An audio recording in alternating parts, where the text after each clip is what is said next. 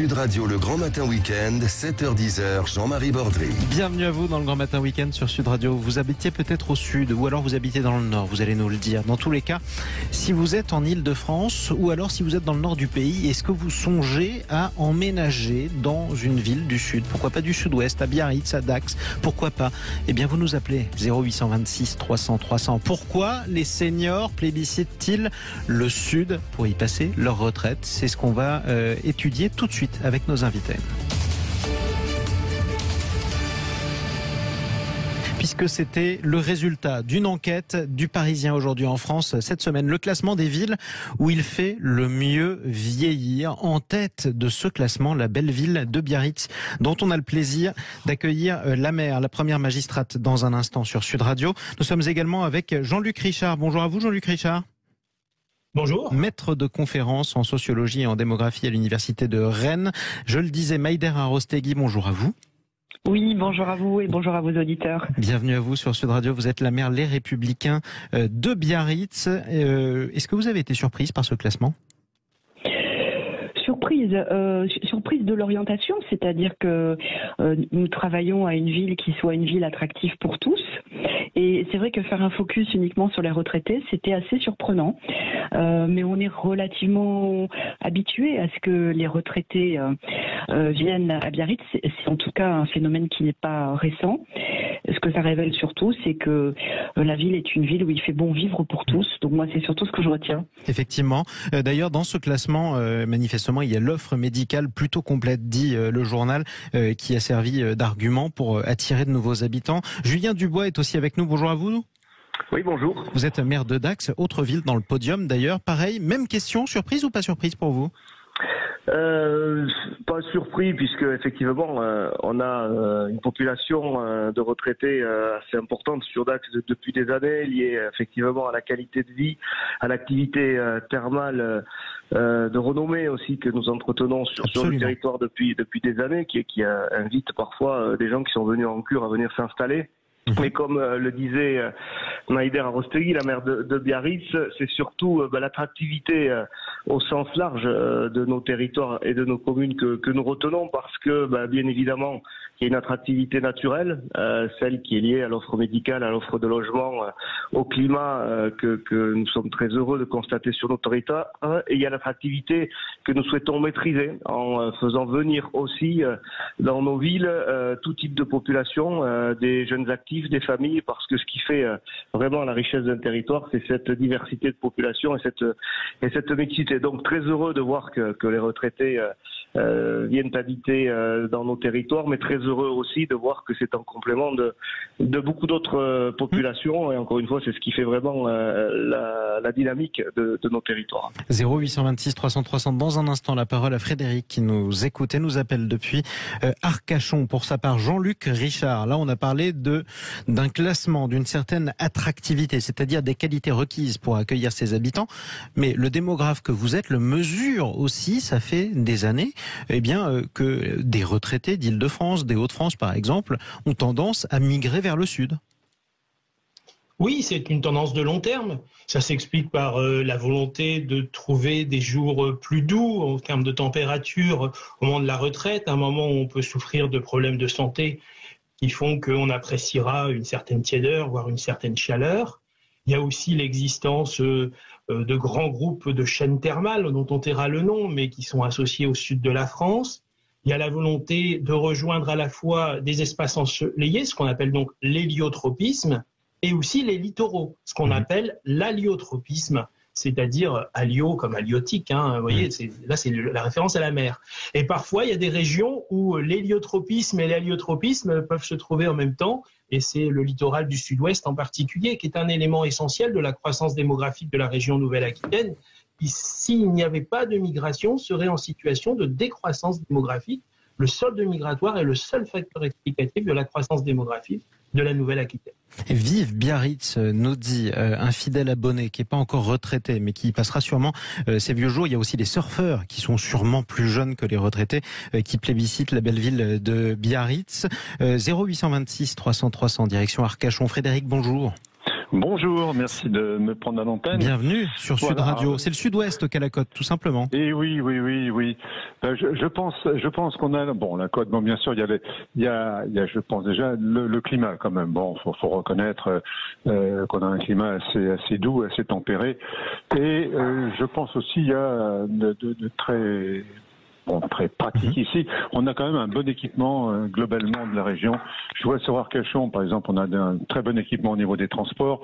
On a des TER qui fonctionnent bien. Correspondance Bordeaux, si vous voulez, sur Paris, c'est très rapide, c'est 2 heures. On est vraiment, désenclavé. Hein. C'est vraiment quand même. Dites-moi, Frédéric, vous travaillez pour l'Office de tourisme ou... Ah oui. C'est presque l'impression qu'on a. Non mais sans vouloir en rajouter, c'est vrai qu'il faut reconnaître ça. On a quand même une très bonne infrastructure.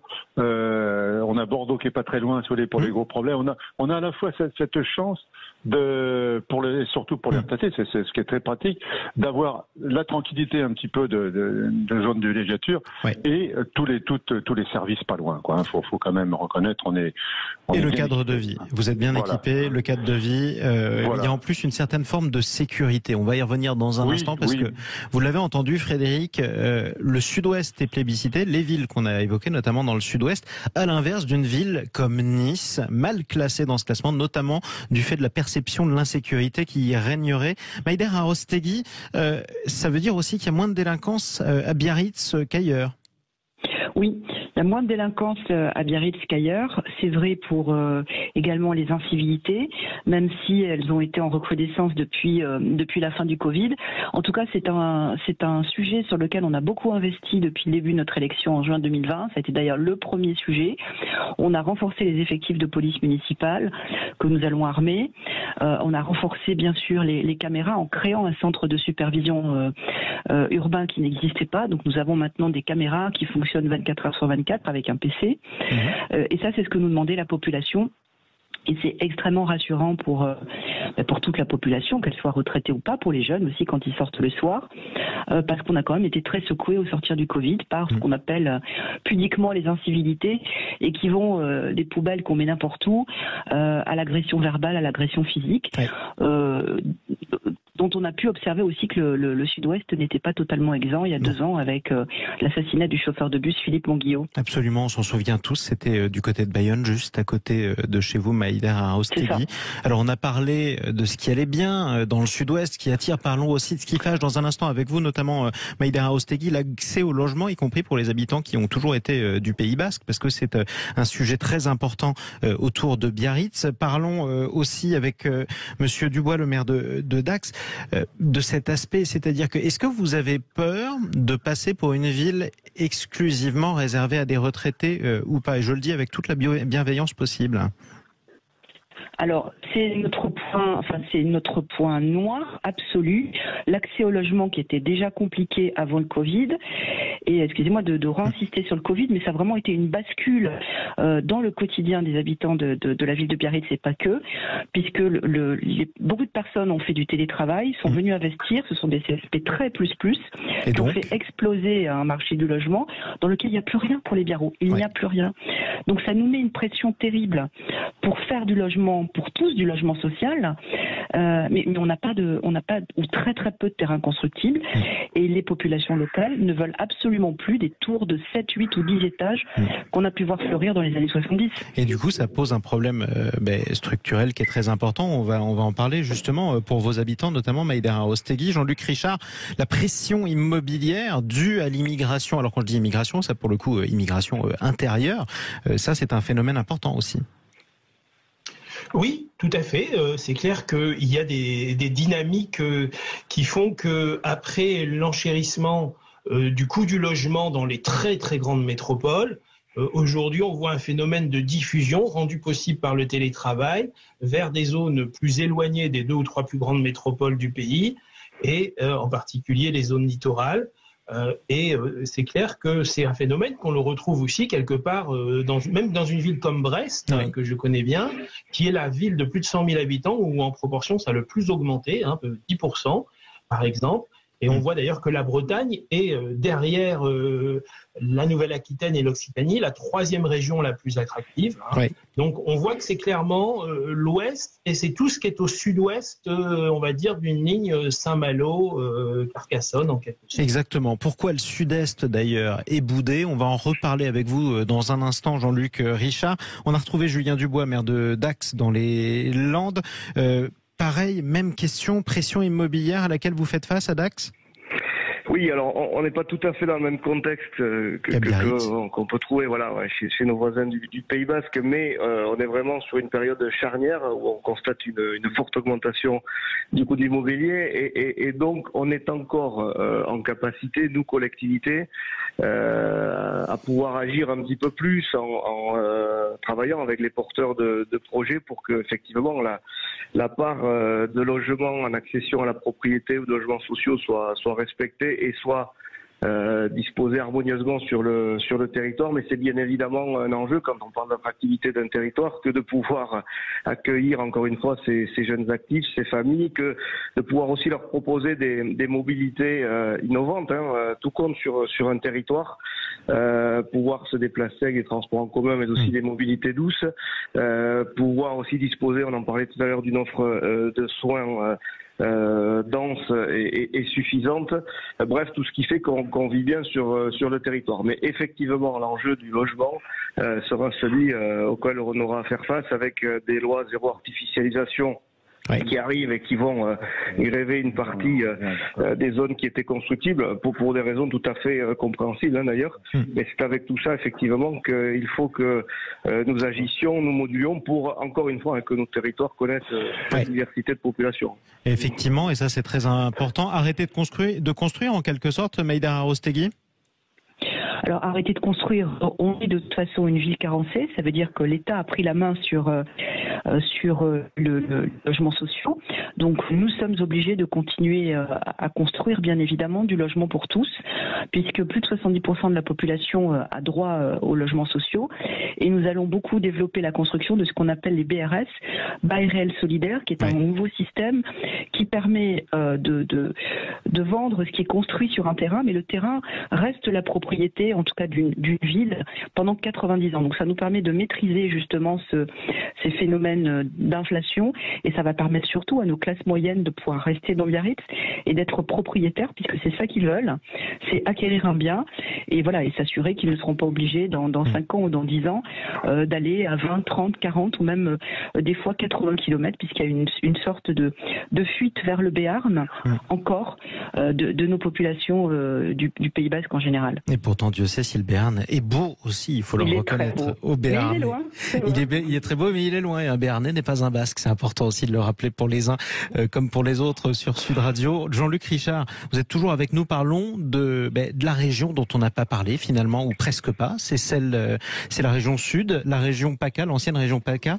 Pourquoi la ville de Nice, par exemple, aujourd'hui est si mal placée? Est-ce que c'est le prix ou alors est-ce que c'est le sentiment d'insécurité?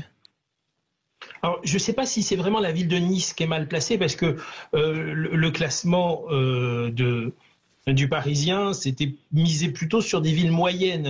Quand on regarde, on voit il y avait Saint-Malo, Saumur, Dax, Biarritz, Rodez. C'est-à-dire Nice, c'est vraiment déjà une grosse ville de 300 000 habitants. Cela dit, les villes moyennes en Provence ne manquent pas. Exactement, et elles n'y sont pas.